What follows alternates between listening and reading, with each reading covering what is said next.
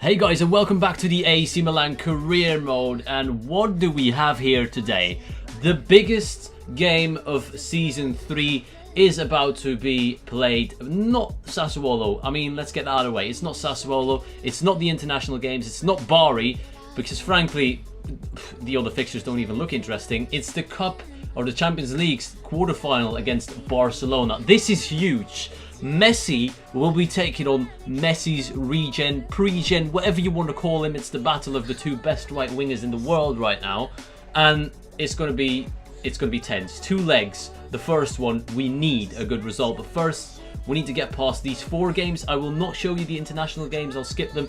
I'll play the Sassuolo and Bari game and then move on to Barcelona. With a stunning and fully fit team like ours, it's difficult to make certain decisions, but I've gone with this team. Menez and Insigne will be playing behind, or strike partnership of Balotelli and Donati. Bonaventura drops back to central midfield. Ocore replaces Romagnoli because I feel like he deserves it. He has been decent. We're playing at home. An easy 3 points is what I expect. Bonaventura straight away. Milan choosing the attack with Lorenzo Insigne, who's just too nimble. He sees Donati towards Balotelli, and that could have been the best team goal ever. Instead, it's probably the best save ever. Balotelli tries again, denied another time by the goalkeeper. Lovely tackle by Menez. This could be a good chance for a counter-attack. Milan drags him out wide, and he's found Jeremy Menez, who's in a bit of space against Fernando. That's not the Manchester City Fernando, is it? I mean, I hope not, but Jeremy Menez is tearing them a new one. Jeremy Menez just should have done better there. Starting off the half ferociously, AC Milan. Donati takes a long punt, and it's just wide. Oh, what is that? No way! That is just... that's just bullshit at its finest. I don't know how to describe it. Carlos Bacca celebrates like a cunt, scoring against his former team. This is ridiculous. I'm going to let you watch that back because that's actually insane. The cross is bad. Ocore passes it out. Everyone runs away from it. I don't know why. That's not in my control. And we concede from the first chance they get. Unbelievable. Great tackle by Menez. He's going to get it back from Alan. Jeremy Menez turns inside. It's beautiful. Jeremy Menez has to score. Menez on the rebound. There we go. Shush him. Shush the hell out of these motherfuckers. Shush the hell out of Carlos Bacca. For the celebration was just outrageous. I can understand if you celebrate, but the way he did it, running to the camera, I'm sorry, but that's what you get. Donati, whip a good one in if you can. It's Jeremy Menez for a second, and it's just wide again. Lorenzo Insigne turning back, being chased by about 15 Sassuolo players, and there's only 11 men on the pitch, so that doesn't really make sense. Alan stops, looking to get... I need to be patient with these final few chances I'm going to get. Alan turns, looks for Donati. Donati, lovely turn. Riccardo Donati. Good save by the keeper. Very disappointing 1-1 draw at the San Siro. We really should have done better there. We should have won the game. Simple as that. They had one chance. They scored. We bossed them completely. When it comes to man of the match, it's difficult. The defence was on point, apart from one mistake where a couple of players, in my opinion, had fault in. Romo also didn't do too well. I don't think we can give it to a defender. Now, giving it to Menez because he scored is a bit cheap. I think Lorenzo Insigne was the man who created loads of chances and probably deserves it. We won our 2 friendlies, 2-0 against Sweden, 1-0 against Wales. Now, a youth player wants to be called up, Benjamin Montbry.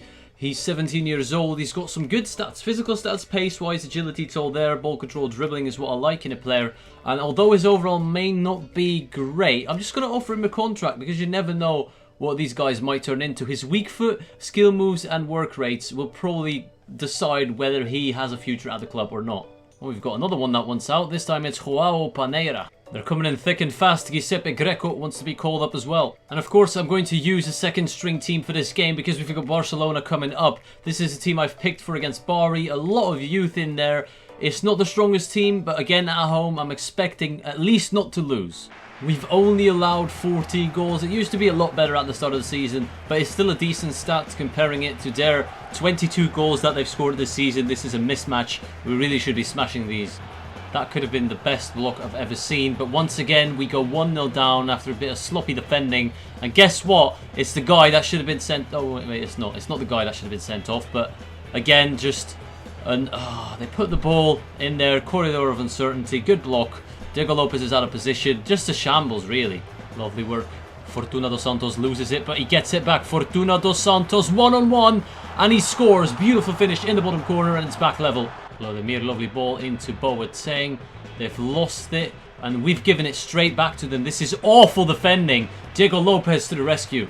Lovely pressure by Andrea Poli. We're through here if we can make it count into Dos Santos. Dos Santos has got a man on the back post. It's Mbaye Niang who rifles it, and he couldn't get the shot off in time. Poor Niang. A lovely flick by Mbaye Niang. He has to cut inside again. We're not in a dangerous zone at the moment. Merville does well. Merville is still going. Merville turning, looking against once again very defensive opponent. We're struggling to find a gap. Fortuna Dos Santos, what can he do? Back into Merville. Oh, this is awful. Well, we'll have to take a shot. Baselli. Oh, what a goal by Daniele Baselli to give AC Milan the 2-1 lead. It literally was the only option I had in that situation. We take the touch, he bangs it, he's done it before, and he makes it 2-1. Let's take a look at these stats in depth, because even though Baselli scored a goal, Fortuna Dos Santos scored a goal, Diego Lopez had a couple of good saves, I really felt like Andrea Poli was the best player on the pitch. Now a 6.3 rating does not tell the full story. He won the most tackles together with Baselli, so they're equal there. When it comes to crosses, only one cross in the entire game. Dribbles completed, 3 out of 5, which is better than Çalhanoğlu, so Poli wins that one. Passes completed, 4 out of 4, perfect. Yes, there are others who've done that as well. But when it comes to all the stats individually, Poli has bossed them every time. Not necessarily the best in each stat, but he's done well across the board, so he's just going to get man of the match from me. We're going to take a look at the youth players who have accepted their contracts before heading into the Barcelona game. But first, I want to show you 2 potential regens.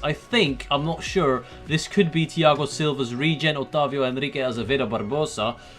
Wow, I nailed that. I'm not sure if it is though. It's loan listed at the moment, I can't tell. But I'm 100% certain that this is Andrea Pirlo's regen, showing great potential, 1.4 million, centre mid CDM. The positions are correct, the nation, the league, everything's correct, and look at those stats. I really believe that is Andrea Pirlo's regen. Before we take a look at the Barcelona team, let's take a look at the 3 players we have signed. The first one is Paneira, a left back with overall average physical stats. He's not really bad in anything, he's just average in everything. 4-star skill, weak foot, and 3-star skill moves. Left back, medium, 6'1", pretty tall. On the ball, he's also average, just all round decent. Montbry excels in the physical department with pace, acceleration, agility, balance, all that good stuff. Ball control, dribbling, and free kick accuracy. Unfortunately, his finishing does let him down, but I can definitely work with that. Medium low work rates, 5'11", that's decent.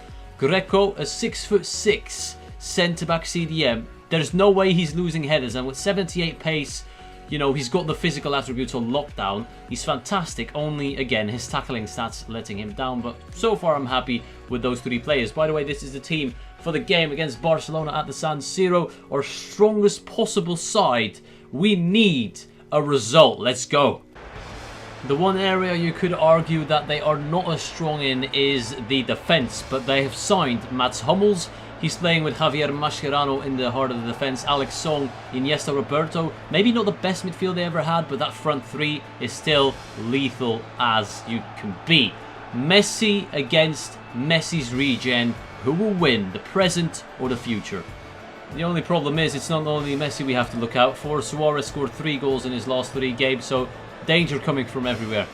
Lovely work by Barcelona. First shot is off, but they get the free kick somehow. Not sure why Romagnoli's getting booked here. Seems a bit harsh from the referee. Free kick, Lionel Messi is behind it. Maybe a layoff, I'm not sure what to expect. Oh, I'm pulling players out the wall. That was not meant to happen. I don't know what to say. I mean, credit to Barcelona, I guess, but that was just fucked up. To be fair, even if the players were standing in the wall, there was no way they're getting near that. It just doesn't hit the underside of the bar, I think. The wall wouldn't have stopped it. Roma wouldn't have stopped it. I mean, just a good goal in general. Lovely work. Insigne with a bit of space down that wing. He's got to be able to take it past Hummels with his agility. He's done well. Lorenzo Insigne keeps going. Somehow nearly got a chance. Alan can't win it. Desilio tries an optimistic volley. And now Bonaventura. Good chances there. Lovely ball into Donati against Mats Hummels, who's been done again. Mats Hummels not having a great game. Donati lays it off. Balotelli. I have no words to explain what you just did. Alan Switches it to the other side. Look at Riccardo Donati in so much space. Riccardo Donati fires one home for the home side, and it's 1-1. They're back in the game. Exciting first half so far. It's actually incredible to think that we bought Donati for 34 million euros off Barcelona, which is an absolute steal. And if you would ask me the question now, would I trade Donati for the best player in the world at the age of 30, which is still acceptable, then I would reject. I would not want to swap Donati the way he's been playing and performing for Lionel Messi, and that says something. So far they're on a par. They both scored 1 goal in what is a very exciting game so far. He's already the complete forward at the age of what, 19? It's just stupid. It's actually ridiculous. Let's take a look at the match facts before we get into the second half. I mean, like I said, pretty even. They're not bossing possession like they're used to. We both had a couple of chances. This is a good game. Bad touch, sees Balotelli steal it. He's going to go for Bonaventura. Bonaventura into Bruno Perez. Bruno Perez inside. Perez inside. Still going. Bruno Perez fires it. Gets blocked. Bruno Perez just wide. Damn it. And that is the end of a very, very tense game. I'm not going to say it was the best game ever, but both sides were in this game and they had a lot of chances. Well, a lot. I say a couple of chances.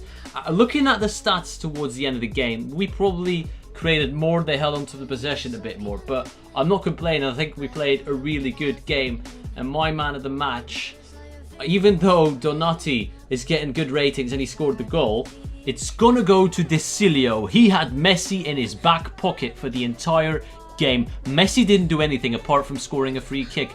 He attempted 3 tackles on Lionel Messi and he won all 3 of them. We've got so many huge games coming up in the next few episodes. We've got Napoli, we've got Barcelona second leg, Lazio semi-final second leg as well. I think we lost the first one, so that's huge. Juve, Inter. I'm sorry, but this month is absolutely hectic. Let's take a look at the other results in the Champions League. Like we've seen before, Bayern Munich are 1-0 up against Real Madrid in the first leg. Schalke, Atletico 2-2. Manchester City have taken the points or the win against Olympique Lyon, who are still in it surprisingly at TRayALLDay. So it could be interesting. If we go through, I reckon we've got a big chance of winning the cup, because knocking out Barcelona is pretty much knocking out the favourites. We'll have to see how that one develops, but I hope you enjoyed. I want to thank you all for watching, and I'll see you all later.